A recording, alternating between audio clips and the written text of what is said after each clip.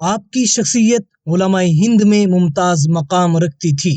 آپ جلیل القدر عالم، فنون دینیہ کے ماہر اور خصوصیت سے صحیح بخاری کے نکتہ داں اساتذہ میں تھے۔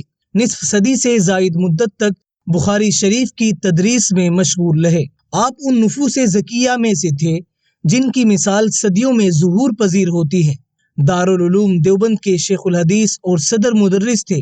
حضرت مولانا سید حسین احمد مدنی رحمۃ اللہ علیہ کے بعد شیخ الحدیث کے مسند کو آپ نے زینت بخشی۔ جمعیت علماء ہند کے صدر بھی تھے۔ آپ حضرت شیخ الہند رحمۃ اللہ علیہ کے تلامذہ کی آخری کڑی تھے جن سے دارالعلوم میں مسند حدیث کا وقار و تمکنت قائم تھا۔ وہ کوئی اور نہیں، مجاہد حریت، امام المتکلمین، فخر الاسلام والمحدثین حضرت مولانا سید فخر الدین احمد صاحب مراد آبادی رحمۃ اللہ علیہ تھے۔ جلیل القدر محدث، محقق عالم، باخدا بزرگ۔ تو آج کی بایوگرافی شروع کرنے سے پہلے آپ حضرات سے درخواست ہے کہ MJZ بایوگرافی کو سبسکرائب کر کے ویڈیو کو لائک اور شیئر کر دیں۔ تو آئیے شروع کرتے ہیں۔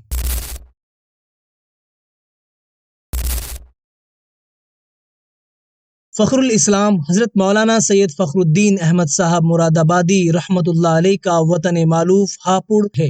ہاپوڑ اس وقت دیہاتی شکل میں تھا لیکن اس کو ایک ریاست کی حیثیت حاصل تھی۔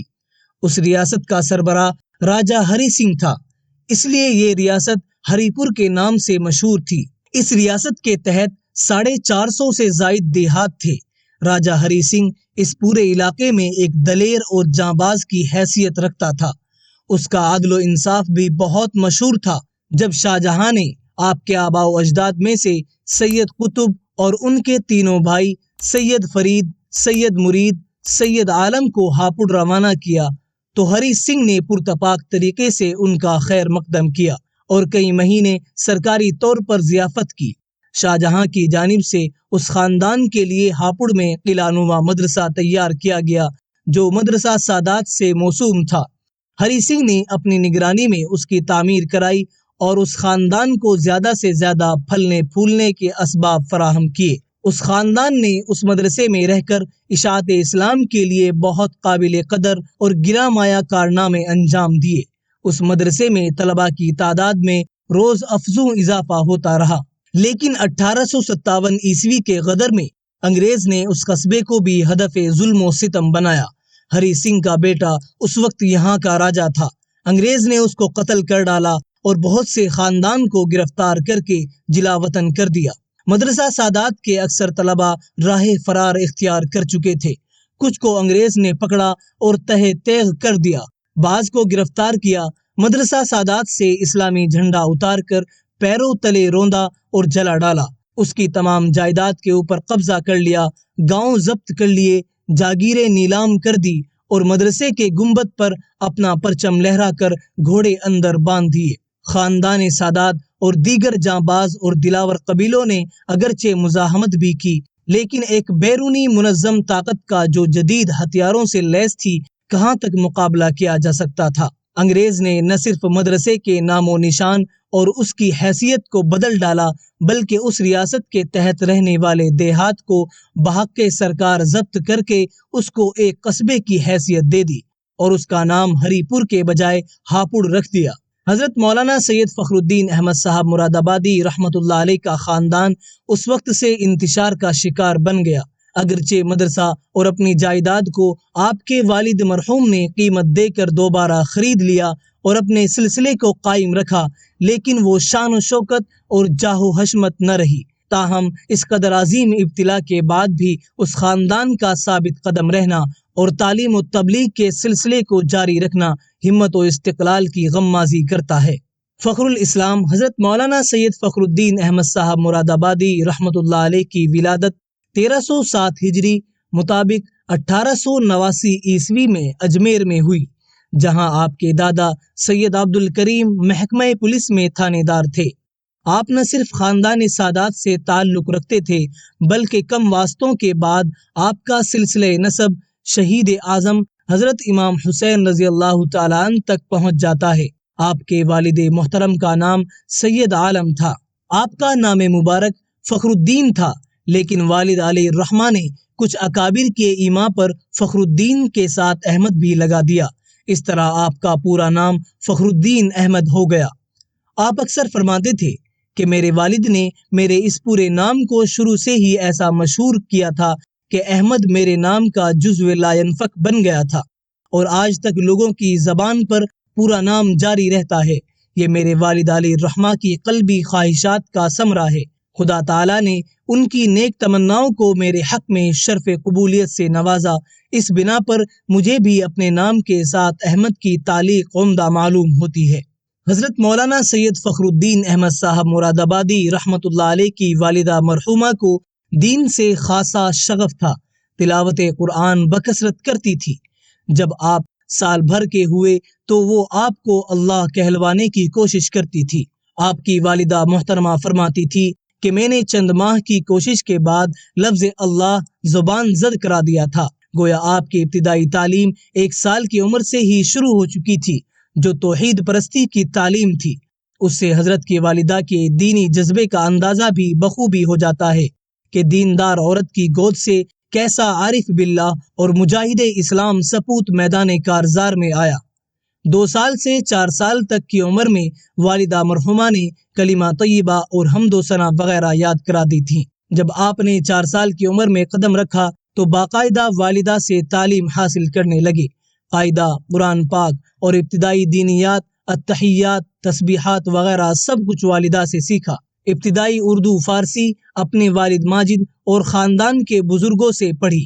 عمر کے 12ویں سال اپنے خاندانی بزرگ اور عالم حضرت مولانا خالد سے عربی صرف و نحو شروع کی۔ اسی دوران میں آپ کی والدہ ماجدہ کو اپنے آبائی مدرسے کے احیاء کا خیال پیدا ہوا، جو 1857 کی داروگیر کی نظر ہو گیا تھا۔ چند سال اس میں تعلیم پانے کے بعد آپ کو گلاوٹی کے مدرسہ منبع العلوم میں بھیج دیا گیا۔ وہاں حضرت مولانا ماجد علی جونپوری رحمۃ اللہ علیہ سے مختلف کتابیں پڑھی۔ اس کے بعد اپنے استاذ حضرت مولانا ماجد علی کے ساتھ دہلی چلے گئے۔ دہلی کے مدارس میں معقولات کی کتابیں پڑھیں۔ اعلیٰ تعلیم کے لیے 1326 ہجری مطابق 1908 عیسوی میں دارالعلوم دیوبند آئے۔ حضرت شیخ الہند رحمۃ اللہ علیہ نے امتحان داخلہ لیا۔ امتحان میں امتیازی نمبروں سے سرفراز ہوئے۔ مشکات شریف سے آخر تک دارالعلوم میں تعلیم پائی۔ 1328 ہجری مطابق 1910 عیسوی میں شیخ الہند حضرت مولانا محمود حسن دیوبندی رحمۃ اللہ علیہ سے دور حدیث پڑھ کر سند فراغت حاصل کی۔ حضرت شیخ الہند رحمۃ اللہ علیہ کی ہدایت کے مطابق دوسرے سال بھی دور حدیث کی تکمیل کی۔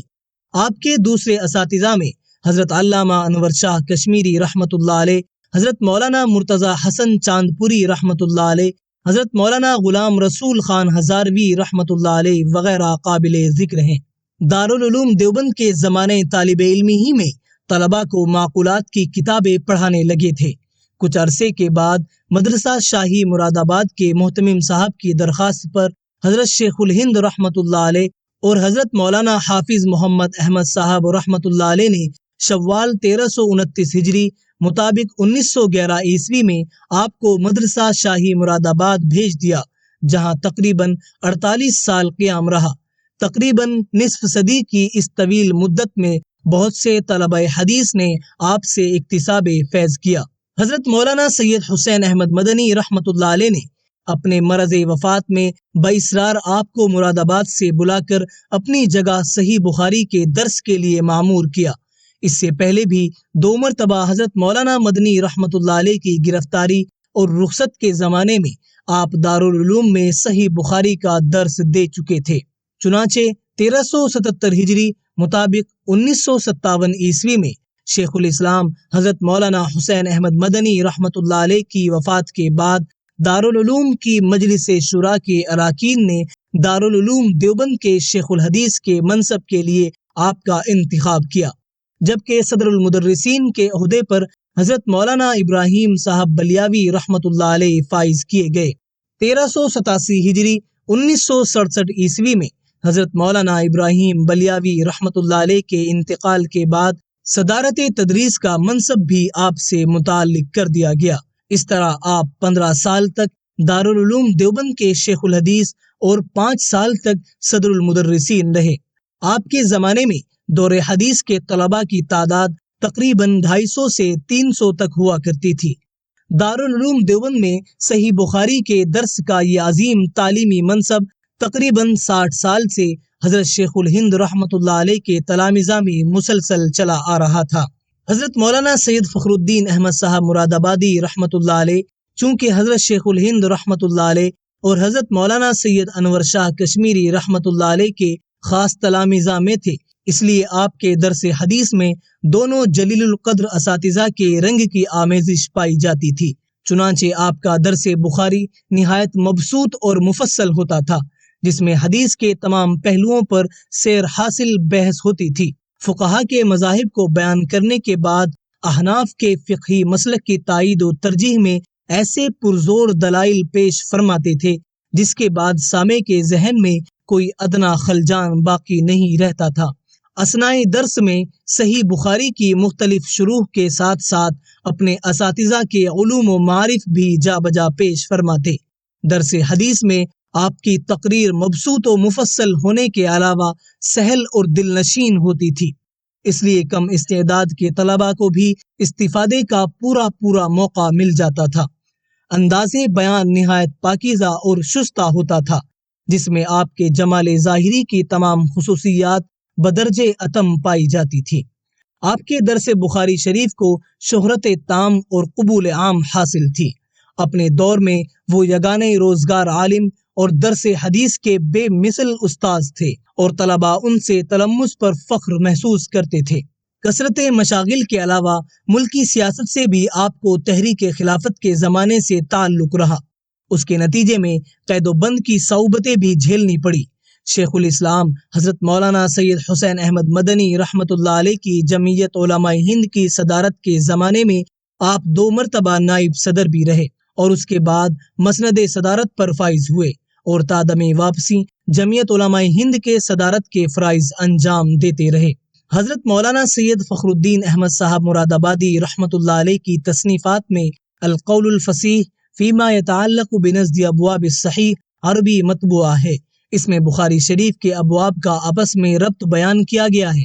علامہ محمد یوسف بن نوری رحمۃ اللہ علیہ اس کتاب کے بارے میں لکھتے ہیں کہ یہ توقد اور ذکا کا ایک عمدہ نمونہ ہے۔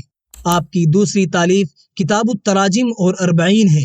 ایضاح البخاری آپ کے درس بخاری کی تقاریر کا مجموعہ ہے جو حضرت مولانا ریاست علی بجنوری رحمۃ اللہ علیہ سابق استاذ حدیث دارالعلوم دیوبند نے مرتب فرمایا تھا اور اب تک اس کی تقریباً 10 جلدیں منظر عام پر آ چکی ہیں۔ حضرت مولانا سید فخر الدین احمد صاحب مراد آبادی رحمۃ اللہ علیہ آخری عمر میں خرابی صحت کی بنیاد پر بغرض علاج مراد آباد لے جائے گئے، جہاں کچھ عرصے علی رہ کر 20 صفر 1392 ہجری 5 اپریل 1972 عیسوی کو نصف شب کے بعد انتقال فرمایا۔ حضرت مولانا قاری محمد طیب صاحب رحمۃ اللہ علیہ سابق محتمم دارالعلوم دیوبند نے نماز جنازہ پڑھائی اور آپ سرزمین مراد آباد میں ہی مدفون ہوئے۔ انا للہ و انا الیہ راجعون۔ فخر ملت، فخر دین، فخر وطن، جس کی فرقت باعث کرب و محن، جس پہ سارا ملک نازاں تھا جمیل، اٹھ گیا افسوس وہ شیخ زمن۔ علامہ سید محمد یوسف بن نوری رحمۃ اللہ علیہ آپ کے انتقال پر لکھتے ہیں، افسوس کہ مسلمانان ہند اور علماء اسلام کا ایک درخشندہ تارہ ہمیشہ کے لیے غروب ہو گیا۔ آپ دارالعلوم دیوبند کے جلیل القدر محدث، محقق، عالم اور باخدا بزرگ تھے۔ اکابر مشائخ اور مسند صدارت حدیث کے ممتاز افراد جس کا سلسلہ حضرت مولانا محمد یعقوب نانوتوی رحمۃ اللہ علیہ سے شروع ہوا تھا، وہ سلسلہ حضرت مولانا فخر الدین احمد صاحب رحمۃ اللہ علیہ پر بظاہر ختم ہو گیا۔ کامل 1 صدی میں علوم نبوت کے آفتاب و ماہتاب جن سے دارالعلوم کی 4 دیواری میں بلکہ تمام عالم اسلام میں علم کی شعائیں پہنچتی رہی، آپ اس سلسلے کی آخری کڑی تھے اور اب تک اکابر دیوبند اور خصوصاً مسند شیخ الحدیث پر جو حضرات متمکن تھے وہ علم و معرفت کے دونوں چشموں سے سیراب تھے اور ظاہر و باطن دونوں نسبتوں کے حامل تھے۔ موصوف اس حلقے کی آخری فرد تھے۔ اب ایسی شخصیت جو اس مسند کو زینت دے ہماری نظروں میں نہیں۔ موصوف نے حضرت شیخ الہند مولانا محمود حسن دیوبندی رحمۃ اللہ علیہ اور امام العصر حضرت مولانا انور شاہ کشمیری رحمۃ اللہ علیہ دونوں سے فیض حاصل کیا اور دونوں کے چشموں سے سیرابی نصیب ہوئی۔ اکابر محدثین اور ممتاز اکابر مدرسین کا نمونہ تھے، جن کی زندگی کے پورے 62 سال درس و تدریس میں گزرے۔ درس حدیث میں حافظ بدر الدین عینی رحمۃ اللہ علیہ اور حافظ ابن حجر عسقلانی رحمۃ اللہ علیہ کے علوم کا نچوڑ اپنی تقریر میں پیش کرتے تھے، اور حضرت دیوبندی رحمۃ اللہ علیہ اور حضرت کشمیری رحمۃ اللہ علیہ کے خصائص کی جھلکیاں نظر آتی تھیں۔ ہزاروں سال نرگس اپنی بے نوری پہ روتی ہے، بڑی مشکل سے ہوتا ہے چمن میں دید اور پیدا۔ اللہ تعالی حضرت کی مغفرت فرمائے، آپ کے درجات بلند فرمائے، آپ کی حسنات کو قبول فرمائے اور آپ کو جنت الفردوس میں اعلیٰ مقام عطا فرمائے۔ آسماں تیری لحد پر شبنم افشانی کرے، سبزے نو رستہ اس گھر کی نگہبانی کرے۔ آپ کو یہ بایوگرافی کیسی لگی؟ کامنٹ کر کے ضرور بتائیں۔ ویڈیو کو لائک کریں، شیئر کریں اور MJZ بایوگرافی کو سبسکرائب کر لیں۔ شکریہ۔